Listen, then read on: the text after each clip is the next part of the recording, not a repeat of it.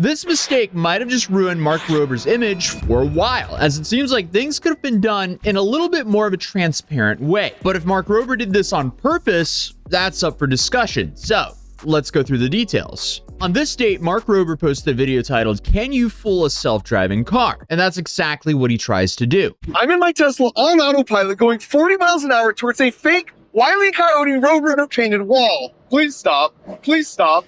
Holy. And I'm doing this to see if Tesla's autopilot can be tricked, because it famously only relies on simple cameras to navigate the world, as opposed to much more expensive tech. And that more expensive tech seems to have taken part in the video by providing a vehicle for him to test against the Tesla. So they ran a couple of different tests, with the Tesla running an autopilot, which is kind of important because the Tesla has something called full self-driving, which apparently is an updated and better version of Autopilot, which came out roughly 5 years after it. But for some reason, he still chose to use Autopilot. And this is how he introduced the challenge. My Tesla on autopilot, however, only relies on simple cameras and its image processing to navigate the world. So to see if that tech is just too simple, we came up with a 6-part LiDAR versus camera head-to-head face-off, culminating in a history-making first Tesla versus cartoon physics test. Okay, so from everyone's understanding of that introduction, the Tesla is running on autopilot. Then obviously, they had a Lexus kitted out with Luminar's LiDAR system running a version of Autopilot as well. But the first few tests involved kids in the road, and clearly, the Tesla did not perform well at all. Tesla owner, there is a silver lining. Sadly, it did not. Now, obviously, that was controversial, but most of the focus was around this part. Now, as you can see as a human driver, while that looks sort of convincing, the image processing in our brains is advanced enough that we pick up on minor visual inconsistencies and we wouldn't hit it. And as for the LiDAR, it isn't looking at what image is printed on the wall. So this sort of just looks like a wall, which would make this the easiest test of the day. And as I suspected, handled it with no problem. Meanwhile, the Tesla. Holy meat.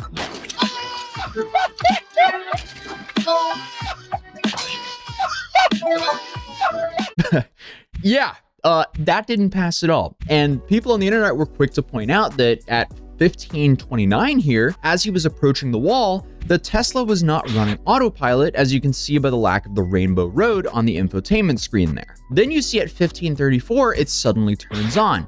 And then here at 15:42, the autopilot for some reason is not on again, right as he hit the wall. And the way it's edited, it almost looks like it could be conveniently hiding something. For context, I'll play the quick full clip here. And as the wall crept closer and closer without moving an inch, holy crap. Question was if the Tesla would detect it in time to step on the brakes. And it turned out, holy meat. Oh, and I guess just to make damages worse, they added the same crash dummy kid behind the wall as well. Fatality. And the YouTuber Meet Kevin thinks Tesla has quite the case against Mark Rober because he didn't use the full self-driving mode. By implying that the technology he's showing is Tesla's full self-driving technology. He literally writes, "Can you fool a self-driving car?" But he doesn't actually use the self-driving technology in his experiment. Instead, he uses the autopilot technology to destroy figures of children and imply that if you rely on this technology, you could end up being subject to vehicular manslaughter claims. This is really problematic because if the test was done more fairly, it'd be tough for Tesla to have an argument here. But because Tesla's full self-driving technology was completely ignored, and in some cases even their autopilot technology may have been disabled, Tesla could have a pretty big argument against Mark Rober here. Yeah, I feel like that would be the worst nightmare for any creator. I mean, you're just out here trying to make a viral YouTube video and then suddenly you get sued by the 11th largest company in the world. No, thank you. But it's safe to say this video got a reaction. There was a lot of viral tweets calling out this video, one of which was a thread with about 8 million views so far. And here it says the video is filled with deception, lies, and illegal undisclosed advertising. I'm not sure about that last allegation here, but we'll get into that later on. In the video, Tesla does not detect the wall and goes straight through it. On top of that, there is a kid mannequin that gets absolutely nailed at the end. But there's a few things Mark doesn't tell you. First of all, he lied about full self-driving. He didn't even use FSD. He used Autopilot, which even Tesla admits is an older, not as strong technology. But even worse, he deactivates it right before he hits the wall. In a sneaky maneuver, he moves the wheel to deactivate the autopilot. Then he points out the stock of the company that he promoted or indirectly promoted, depending on who you ask, is up $50 million in market cap right after the video released. So the company went up about 27% in one single day after this video was released. But then the thread starts throwing out even more allegations, saying that on top of that, he lies about other sponsors. He regularly shills Google Pixel phones. In the video itself, he shows a Pixel filming the video. Look close enough at the reflection of the Tesla, he's actually filming with an iPhone and edited the shot to look like a Pixel. Okay, hold up. That is odd if that is actually true. Why would he do that? Why would he not just film with a Google Pixel? If you're being paid to use Google Pixels, why aren't you just using a Google Pixel? But then on top of that, people also pointed out that the Google logo on the phone is suddenly in landscape here at 1352 in his video. So I don't know what's going on there. Okay, I'm coming back like 16 hours later. So my editing team and I, we spent a lot of time looking for an explanation for this. And so far, it definitely doesn't look like they replaced the phones in an edit, as there's no errors in the footage, even when zoomed way in. I mean, we've been scrubbing the whole footage at a pixel level and there's literally zero flaws. So it doesn't seem edited to us. The two explanations that I can find for the Google logo sideways is either he's using a phone case or an unreleased phone. Another thing that backs that it's not edited is here's a screenshot of the phone being used the other way, and the logo is upside down. Also, it just doesn't look like they try to hide the iPhone. If they spent all of this time hypothetically editing a Google logo onto an iPhone, they would cover up the reflection. Because if you're hypothetically going to do that, that would be hundreds of hours of editing. So why wouldn't you cover up the reflection? But overall, we think there were multiple takes, and in some cases they used Google Pixels, and other cases they used iPhones. And then the final part of this thread here is he points out that Mark posted a video showing the full clip, but he's alleging that it's a completely different clip. So I thought we'd take a look at that together as well.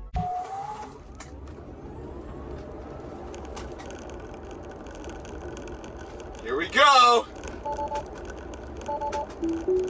Here we go. Holy shoot! Yeah, I don't know. Let's put the original and the alleged raw footage side by side here. Here we go. Holy... Editing team, what do you guys think? It doesn't look like the same clip to me, as the speedometer seemingly gives it away, as the autopilot was engaged at 39 miles an hour in the YouTube video, then at 42 miles an hour in the video that was posted to Twitter. Something's not right here. No way did both Mark Rober and Marcus Brownlee get exposed by a speedometer in the same year. Then people pointed out that the wall seems to be pre-cut, like they wanted the crash to happen. So, taking all these things together, it looks a little sus. For Mark, I mean, best case, questionable test. Worst case, he might get sued by Tesla for trying to make the most entertaining and viral video out of his test. And then you also have, you know, his image being put into jeopardy as well. Meanwhile, Luminar, the company that was also involved in this video, is apparently in hot water as well, even though it seems like they're the clear winner of the situation with their massive stock gain just days before their earnings, which is coming in at March 20th. So that's great for them. But apparently Luminar were advertising Mark's video on their website, but quickly removed it when the internet backlash started. Then on top of that, another, I guess, PR disaster for Luminar and Mark is you have this tweet from Mark back in 2022 thanking the CEO of Luminar for a massive donation towards Team C's. Then you have another tweet that's currently doing rounds on the Luminar topic by Phil Truby here that says a PR disaster unfolding in real time here on X. Luminar, a LiDAR manufacturer, needs more sales, so it decided to hook up with YouTuber Mark Rober of Glitter Bomb fame to make a video showcasing how LiDAR works better than Tesla's Vision only system for self-driving. I'm not so sure about the framing of this tweet, but Mark put together a contrived scenario of driving into a silly Wile E. Coyote canvas of a painted roadway. LiDAR sees it as solid, but Tesla's Vision might be tricked into thinking it's a road. But he had to fake the contrived scenario, not using Tesla's latest FSD system, using a 5-year-old Autopilot system, and frame-by-frame analysis showed that Autopilot wasn't even enabled at the time of the crash. Then the Tesla community goes nuts over the weekend, but Monday rolls around and his 65 million YouTube subscribers decide to buy Luminar stock, pumping it up by 25%. So now, apparently, there's a very real threat of an SEC investigation. Luminar had touted the video on its website before taking it down for stock pumping and ultimate irony. Guess who was Luminar's biggest customer before this? Yeah, Tesla, who bought it to do testing and training of their vision system. Oh, okay, so that's really interesting. Also, this tweet is definitely making a lot of assumptions, but still interesting. But they ended by saying, I don't think Tesla is going to be buying too many more Luminar LiDARs going forward. Federal investigations, lawsuits, lost sales. I suspect a marketing VP is going to be looking for a new job soon. Okay, so that is actually a super unexpected spin that Tesla was allegedly the main customer for this LiDAR company. And this LiDAR company might have just bit the hand that fed it by being involved in this video. What did Mark just walk himself into here? Oh man, I would not want to be standing in between two massive companies here. Doesn't sound like the best positioning. But keep this in mind because thankfully Philip DeFranco was able to get Mark into an interview this quickly to talk about all this. And here, the first thing he addressed was choosing Autopilot rather than the full self-driving for the test. Was there any reason you opted to test Autopilot on the Tesla instead of full self-driving? My understanding with full self-driving is that you have to enter an address for it to work. As opposed to just being able to engage it. And this is what Tesla is called Autopilot, and even Googling it, seeing what they determine as Autopilot. And my understanding is that the sensor is not different, whether it's full self-driving or Autopilot. Knowing if that's a wall or not, that doesn't change. So I think I'd be happy to rerun the experiment in full self-driving. I'm pretty confident it wouldn't be a different result. So to me, it was a distinction without a difference. I'm going to be honest here and say I have no idea what's true here. This is just way above my pay grade. But he does go on to address the Twitter video that he posted. In the clip that you posted on Twitter where you said, here's the raw footage, can you explain what it is that we're seeing and what you're trying to explain is happening in that? You said, not sure why it disengages 17 frames before hitting the wall, but my feet weren't touching the brake or gas. So I think people were saying that I was manually just drove it through because 17 frames, by the way, is like less than a half of a second before it hits the wall. Again, I don't know why it would disengage. I was not pulling on the steering wheel. And by the way, even if I did disengage it, it's less than a half a second before you go off. The outcome would not be different. My guess is maybe the sensors, the ultrasonic sensors, which I think are on the bumper, they probably just disengage if they sense that something big is there and it just stops being in the self-driving mode or autopilot, whatever you want to call it. There have been people that say that it looks like you may have had multiple takes or possibly gone through the wall multiple times. Were there multiple takes? What can you give any insight there? Was. I mean, this is like what you put in end video. So the first day we went out there, I think you can even see it. We didn't have like the styrofoam wall. It was just like a vinyl sheet. We did a take. It went right through. I think that was the one that maybe was at 40 miles an hour or something. But it was just like, instead of cutting through it, like which would visually look cool, it just kind of tore the side and like a little flap came up. So it was like, that was a very interesting finding that it actually worked. So you'll see it going through the wall, but it's more of a flap. And then we're like, holy crud, I can't believe that really worked. And then I don't know, like 3 weeks later, we went back out time when schedule permitted, this time with like a styrofoam wall. Because I thought it'd be funny if it's like, well, now that it goes through the walls, we should have like a fun cutout as it goes through. So I guess in the edit, then we used the start of one of those clips. So it went through the wall twice. So the clip that you posted online or on Twitter was the one where the raw of you actually going through it the second time? Yes, that's the second time. But moving on to another hot topic, did Luminar give him any money? Regarding Luminar, there have been a lot of people asking what kind of role they played. Right, the description of the video says they provided the car for testing. Did they have any say in the edit? Did they have any say in the setup? They didn't see the edit. I really want to clear this. Luminar gave us no money. They had no say in the edit. They did not approach us. They were just a car technology I know that used LiDAR. So I reached out to them and say, hey, will you let us borrow some cars? And then they let us use the cars. So we didn't pay them to come. They did not pay us. They had no say. And we didn't know what would happen either, by the way. And we told them, look, if your LiDAR fails one of these, it goes in the video. And if Tesla would have passed all of them, by the way, that would have gone in the video. Like, I'm very agnostic. I really just wanted to see what would happen.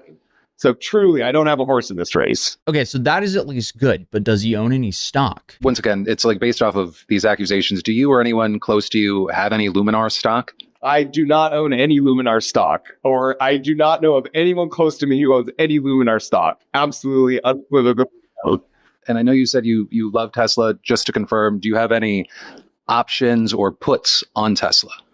I have no options on Tesla. I have no puts on Tesla. I am just, there's no financial anything in here at all, 100%. I'll go into court of law. Again, this is very good, especially if he ends up getting sued over this. Then the final snippet that I'll show from the interview is his response to Luminar removing the video off of their website. So Mark, kind of the last two things I'll hit on. One, do you have any comment or reaction to Luminar removing the link to your video from their website? I believe it was as of this morning. I think someone said that they had posted it. My guess is they took it down because we were very clear with them, like, you aren't allowed to use this at trade shows. This isn't part of your marketing material. Like, this isn't a puff piece for you.